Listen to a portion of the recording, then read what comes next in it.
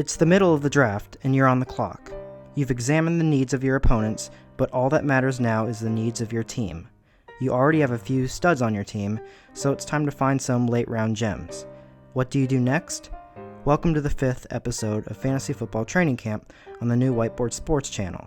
This episode will solely focus on the third variable of draft tracking, the players you are going to pick, but it will specialize in the middle and late rounds. Let's get at it. First off, what are considered middle and late rounds? Middle rounds usually consist of your starting lineup, so if you start 8 players, it will end in the 8th round. So the late rounds will go to the end of your draft. Last episode, we covered early round drafting by introducing early round value, or ERV. When the middle rounds come around, calculating ERV is not necessary. However, there are 3 steps to get you picking. The first step is to review your tracking. It's pretty important to know which positions you should be targeting based on availability in the middle rounds.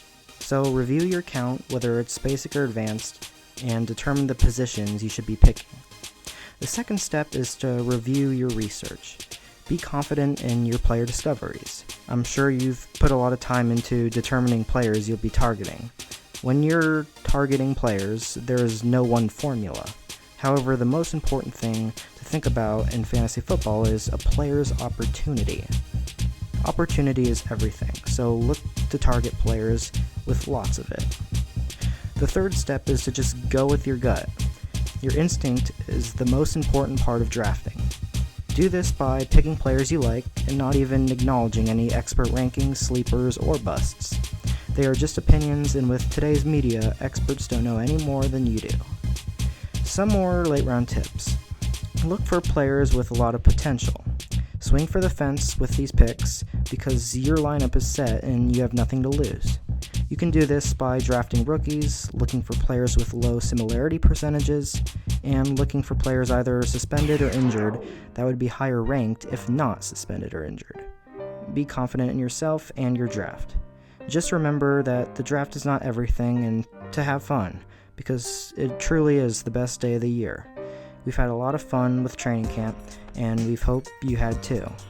Unfortunately, all things come to a close. Technically, this is the last real episode, but we will continue to post videos leading up to the season and during the season. So good luck to all of you this year. Hope you enjoyed our first series, and see you later. Think this week's episode of Fantasy Football Training Camp is over? Think again. This video may be coming to a close, but the message board is always open. Please, if you have any questions, comments, or concerns, write to us in the message board and we will respond directly to you. With that said, please subscribe and tune in for our next episode coming at this time next week. See you then.